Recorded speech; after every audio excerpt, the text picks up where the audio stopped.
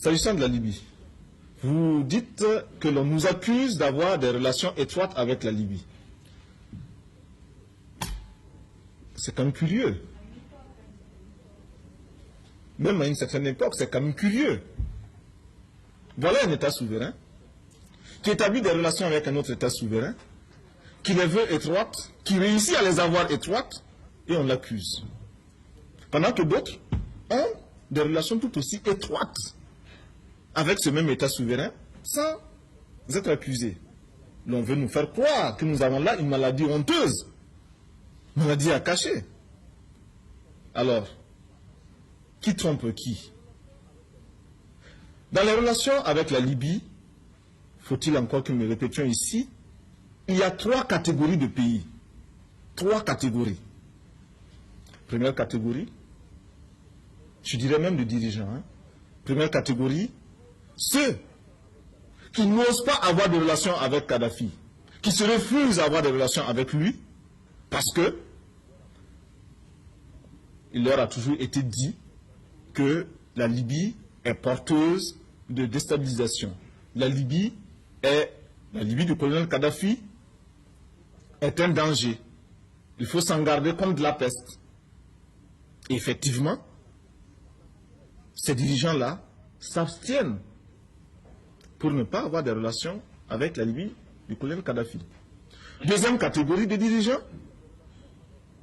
ceux-là qui ont des relations avec la Libye du colonel Kadhafi, mais les entretiennent de manière discrète et très bien camouflée. Ce sont ceux que l'on rencontre par émissaires interposés dans les coulisses et les couloirs de Benghazi ou de Tripoli, faisant des détours par d'autres capitales avant d'aboutir en Libye, pour passer inaperçus, mais enfin rapportant des pactoles qui sont tout aussi valables et intéressants. Troisième catégorie,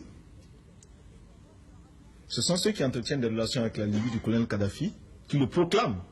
Lord Volta fait partie de cette catégorie-là. Nous avons des relations avec le colonel Kadhafi, nous avons des relations avec la Libye, nous le disons tout haut. Mais nous le disons de manière responsable. Et notre peuple en est informé. Ce qui nous laisse les mains totalement libres. Le jour où nous estimerons que nos intérêts ne se trouvent, nous n'avons plus intérêt à avoir même un semblant de relation avec le colonel Kadhafi, eh bien, nous romprons. Par contre, ceux de la deuxième catégorie, qui bien souvent ont quelques grammes de conscience vis-à-vis de leur opinion, ceux-là sont bien embarrassés